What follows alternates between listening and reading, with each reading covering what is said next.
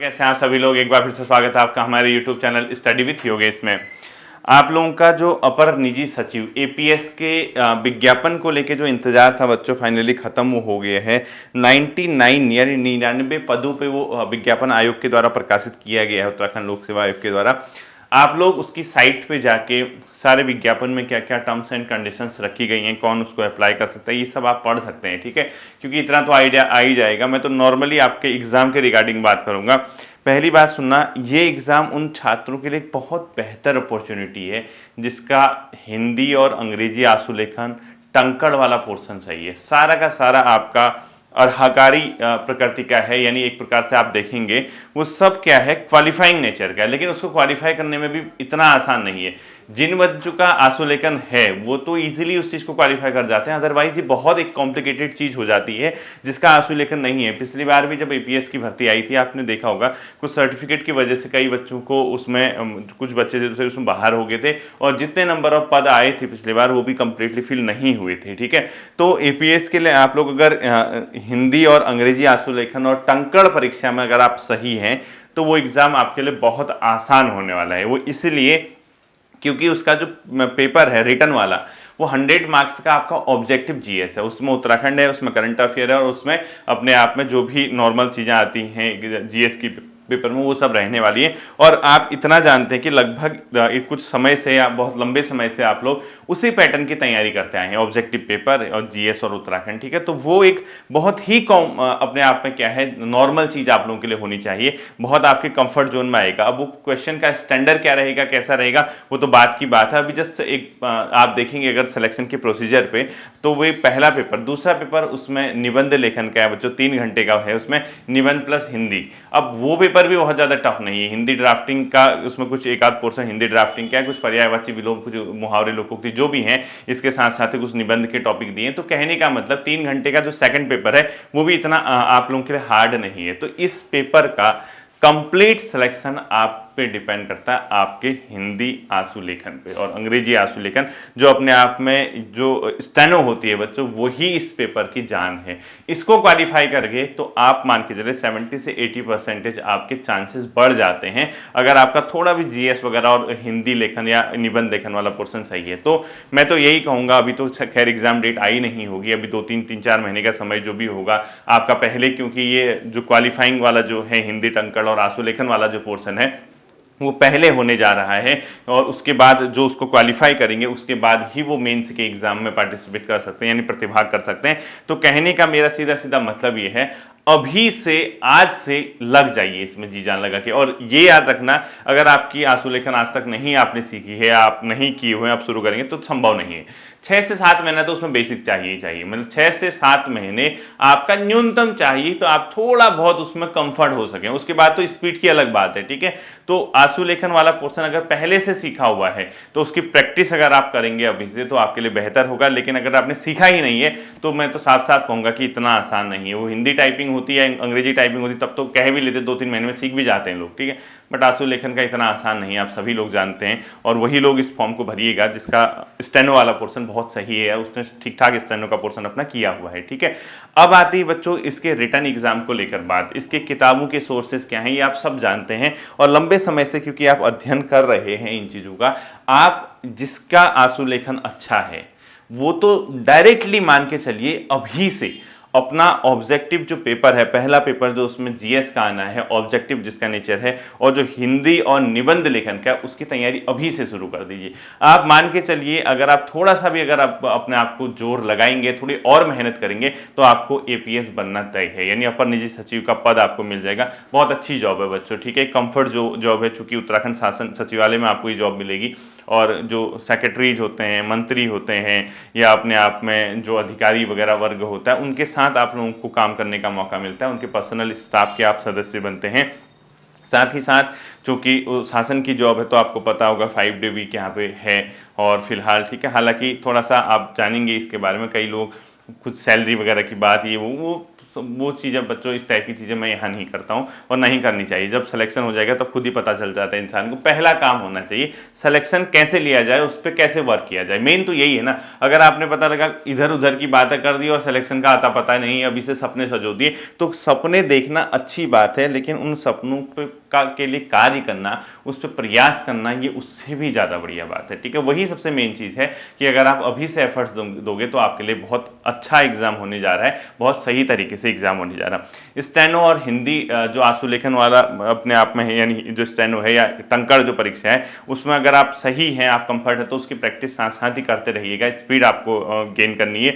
अब इसके बाद आता है साथ में जो सेकंड और पहला और सेकंड पेपर है उसकी तैयारी के रिगार्डिंग। ठीक है, इसमें एक और चीज़ है, कुछ कंप्यूटर का एक बेसिक प्रैक्टिकल उसमें लिखा हुआ है बच्चों। प्रैक्टिकल होता है वो भी शायद क्वालिफाइंग नेचर का ही है, तो आपका कंप्यूटर में अगर थोड़ा बहुत आपको ज्ञान है तो सही है, नहीं तो आप कुछ क्लासेस कर सकते हैं। बच्चों कंप्यूटर सिखाने वाले ही हैं, उनको नॉर्मल अपना सिलेबस दिखाना, सिलेबस दिखाने के बाद आपने बोलना ये चीज़ें हैं, ये हमें, जब अगर आपको आती हैं वो चीज़ें तब तो आपको जाने की जरूरत नहीं है। अदरवाइज अगर आपको लगता है कि यार ना कंप्यूटर प्रैक्टिकल में मैं ज़्यादा कंफर्ट नहीं हूँ या मुझसे चीज़ें नहीं भी हो सकती हैं, या आपके अंदर एक कहीं ना कहीं संशय बना हुआ है, कहीं ना कहीं कुछ डाउट्स हैं अगर आपके अंदर, तो आप यही काम करिएगा, सीधे सीधे आप कहीं किसी कंप्यूटर वाले से जो कंप्यूटर क्लासेस कराते हैं उससे अनावश्यक चीज़ें मत पढ़ना, उसको सिलेबस दिखाना, बोलना पर डे मुझे ये चीज़ें सिखाओ, उसको हाईलाइट करते रहना है। ठीक है, अब हो सकता है वो आपसे कहें कि बिना बेसिक के कैसे सीखेगा, इतना तो आपको पता ही होगा। अगर आप नॉर्मल इस टाइम पे कंप्यूटर का आप हर किसी के घर में लगभग हैं ही चीज़ें, साधन हैं, या अपने फ्रेंड्स सर्कल में या किसी न किसी का होता है, तो कंप्यूटर वगैरह का बेसिक नॉलेज जो चीज़ें हैं वो सभी को पता रहती है। अगर डायरेक्ट आप सिलेबस पर भी आ जाएंगे तो भी आपका काम बन सकता है। ठीक है, अब आता है बच्चों पहला पेपर। चूंकि पहला पेपर इसका, अब मैं आंसुलेखन की तो मैं बात नहीं करूँगा क्योंकि मुझे खुद आंसुलेखन नहीं आती बच्चों, साफ साफ मैंने कभी किया भी नहीं है, ना मुझे आता है। ठीक है, टंकड़ मेरे को हिंदी टाइपिंग और अंग्रेजी टाइपिंग वो मैं कर लेता हूं और बहुत कंफर्ट जोन पे करता हूं, तो वो तो मैं, आप लोग कहीं भी प्रैक्टिस कर रहे होंगे जो भी है, मैं डायरेक्ट बात करूंगा आपके पेपर की, पेपर नंबर 1 और 2। ठीक है, क्योंकि फर्स्ट और सेकंड पेपर आपने देखा होगा बच्चों, ये जो पेपर हैं आपके पहले जो आपका क्वालिफाइंग नेचर का आंसुलेखन और टंकड़ है उसके बाद होना है। इसका सिलेबस अगर आप देखोगे, चूंकि 100 मार्क्स का है और 100 मार्क्स का आपका ऑब्जेक्टिव पेपर है, कैसा है, ऑब्जेक्टिव है। ठीक है, इसका जो पेपर है सेकंड 3 घंटे का, इसमें आपको समय मिलने वाला है, शायद 200 नंबर का होगा ना, देखा नहीं मैंने कितने नंबर का पेपर है। इसमें आपका हिंदी और निबंध लेखन, ठीक है, और हिंदी में भी सारा लेखन वही नहीं है, कुछ पर्यायवाची वगैरह भी देख रहा था मैं, ये है। अब देखिए ये पेपर चूंकि आप इसके हैबिचुअल हैं, आपके आदत में ये सब चीजें हैं, आप अच्छी तरह से इन चीजों को जानते हैं कि आपको ऑब्जेक्टिव जब 100 मार्क्स का पेपर होता है यहाँ पे उत्तराखंड में, उसी के लिए आप लगभग अधिकांश समय इतने सालों से देते आए हैं। तो ये आपको, मुझे लगता है नहीं कि कोई किताबों का सोर्स बताने की जरूरत पड़े या कुछ इस टाइप का जरूरत पड़े, और ना ही मैं ये कहूंगा कि बहुत ज्यादा डीप स्टडी की आपको इसमें जरूरत होनी चाहिए। नॉर्मल सा आप प्रीवियस ईयर पेपर देखते हैं, घटना चक्र का ऑब्जेक्टिव देखते हैं, या अपने आप में महेश बर्णवाल के एनसीईआरटी सार देखते हैं, इन सब को समग्र रूप से अगर आप समेकित करेंगे, थोड़ा करंट अफेयर्स देखेंगे, तो आप ठीक ठाक जीएस में इसमें, अब ऐसा होता है ना, देखो 2-4 नंबर अगर आपको नहीं भी आते हैं तो उन 2-4 नंबर के चक्कर में अगर आप भारी भरकम किताबें पढ़ेंगे इस सिलेबस के लिए तो फिर कोई फायदा नहीं है।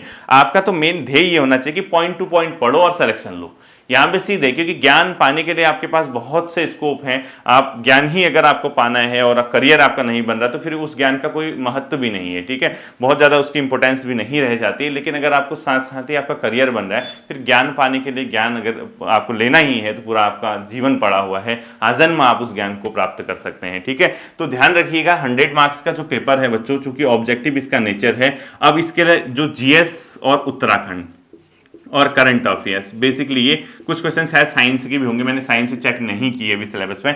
जीएस के लिए नॉर्मली आप देखते हैं घटना चक्र ऑब्जेक्टिव, क्योंकि प्रीवियस ईयर पेपर देख लेना चाहिए बच्चों। ठीक है, घटना चक्र का ऑब्जेक्टिव वाला पोर्शन के साथ महेश बर्णवाल जी की एनसीईआरटी सार, ठीक है, इसको अगर आप देखते हैं तो ठीक ठाक आप मतलब स्कोर कर पाते हैं, क्योंकि करंट अफेयर्स एक बहुत इंपॉर्टेंट रोल आजकल प्ले करता है। और करंट अफेयर्स की क्लासेस में आपको देता आया हूं, पहले भी मैंने करंट अफेयर्स की क्लासेस दी हैं, आने वाले समय में भी करंट अफेयर्स की क्लासेस दूंगा, तो उसका टेंशन मत लो कि करंट कैसे होगा, क्या करेगा। करंट अफेयर्स तो चलती आई है, मैं कराता ही हूं आप लोगों को करंट अफेयर्स का। ठीक है, दूसरी चीज इसमें चूंकि उत्तराखंड का पोर्शन भी आएगा, तो उत्तराखंड के लिए आप नॉर्मली देखो, साइंस भी आप नॉर्मल लुसेंट वगैरह से पढ़ सकते हैं, अनावश्यक साइंस के क्वेश्चन पढ़ने की कोई जरूरत है नहीं, भले ही 4 क्वेश्चन आपसे छूट जाए साइंस के टफ हैं तो सभी से छूट जाते हैं, ठीक है। उन 2-4 क्वेश्चन के लिए अगर आप बहुत डीप में पढ़ रहे हैं, बहुत डेप्थ पढ़ रहे हैं, तो आपकी दूसरी चीज मिस हो जाती है।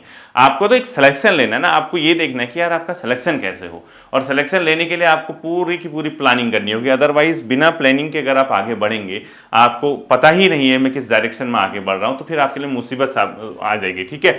साथ ही साथ उत्तराखंड के लिए, चूंकि देखो बच्चों, उत्तराखंड का पोर्शन आपने पढ़ा हुआ है, आप जानते हैं, अगर आप पुराने स्टूडेंट तो आपको बताने की जरूरत ही नहीं है। आप जानते हैं, अगर आप पुराने स्टूडेंट हैं, आपको बताने की जरूरत है ही नहीं उत्तराखंड के लिए।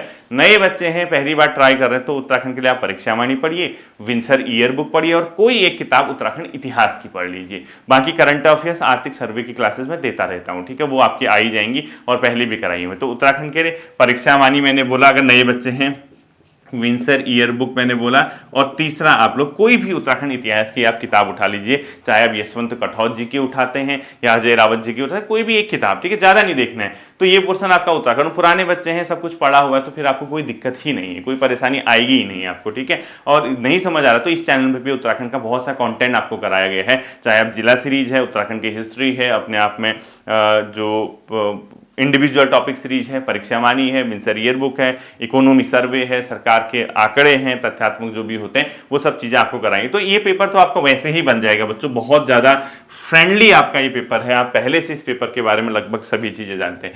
पेपर नंबर 2 आता है बच्चों हिंदी और निबंध का। हिंदी और निबंध के जो सिलेबस के टॉपिक हैं वो बहुत ज्यादा बड़े नहीं है बच्चों, आप स्टेनो वगैरह कवर कर दे, तो हिंदी के टॉपिक तो आपके नॉर्मली हैं, वो ज़्यादा टॉप है ही नहीं। सरकारी पत्र, अर्ध सरकारी पत्र, बहुत टाइम मैंने आपको कराया था, लोअर पीसीएस के टाइम पे भी मैंने आपको कराया था। आरओ मेंस में जो ग्रुप में जुड़े हैं उनको मैंने वॉइस के माध्यम से कई चीज़ें आपको, कई टॉपिक कवर कराई हैं। और साथ ही साथ जो बची कुछ टॉपिक होंगे, जैसे कार्यवृत्त और जगह नहीं है सिलेबस में, आपने देखा होगा कार्यवृत्त वगैरह नहीं, वो मैं आपको करा दूंगा। जो टॉपिक नहीं आपके समझ आएगा वो बात की बात है, वो तो अभी बहुत दूर की बात है, ठीक है। अभी तो आपका पहले ही क्वालिफाई तो हो जाए, ये क्वालिफाई होने के बाद ही वो एग्जाम होना है, तो वो तो बात की बात है। निबंध के लिए कोई किताब उठा लीजिए आप, चाहे निबंध आप स्पेक्ट्रम की निबंध उठाते हैं, या जो अपने आप में किताबी जो सोर्स होगा वो आपको बता दूंगा, ठीक है। कुछ की निबंध की किताब आप कोई भी मार्केट से उठाते हैं, बट सिलेबस में आपका कौन सा निबंध में आपको टॉपिक तैयार करना है, वो मेंटली तैयार रह के जाना। उसके इर्द गिर्द की जितनी भी चीज़ें आपको आजकल पता चलती हैं, या हाल फिलहाल की जो उससे संबंधित घटनाएं हुई हैं,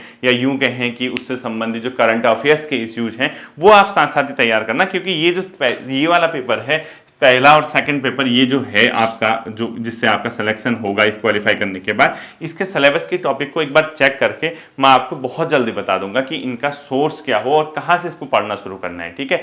तो ये वाला फॉर्म भर लीजिएगा, फॉर्म भरने में कोई मिस्टेक मत करना, सही तरीके से फॉर्म फिल करना। स्टेनो वगैरह अगर आपकी 0 है, सीखा ही नहीं है, तो मत भरना, नहीं होगा क्वालिफाई इतनी जल्दी, 1-1.5-2 महीने के अंदर नहीं होता बच्चों, 2-2.5 महीने 3 महीने में करा देगा, 6 महीने तो खाली वही समझने में लग जाएंगे आपको, ठीक है। उसके जो टर्म्स होते हैं, किसको क्या लिखते हैं, कैसे लिखते हैं, उसके बाद प्रैक्टिस अलग चीज़ है, बहुत लंबा समय है। आपने स्टेनो सीखी है तो फिर तो कोई दिक्कत ही नहीं है आपको, आप सीधे इसकी ओर जाइए और उसके लिए अपना अभ्यास कीजिए, ठीक है। इसके सिलेबस पे जो टॉपिक इसके होंगे, मे बी 1-2 दिन पे मैं अच्छे से एक बार स्टडी करके कि आपको कौन से टॉपिक कैसे तैयार करने हैं, उस पर मैं आपको वीडियो दे दूंगा, ठीक है। होपफुली ये चीज़ आपको समझ आई होगी। आप लोग स्टेनोग्राफी वगैरह सीखना शुरू कर रहे हैं या प्रैक्टिस कर रहे हैं, उसको बेहतर तरीके से कीजिए। आपको जो आने वाले भविष्य में जो एपीएस का एग्जाम है उसके लिए ढेर सारी शुभकामनाएं। फिर मिलते हैं अगले सेशन पर, अपना ध्यान रखिएगा। Thank you.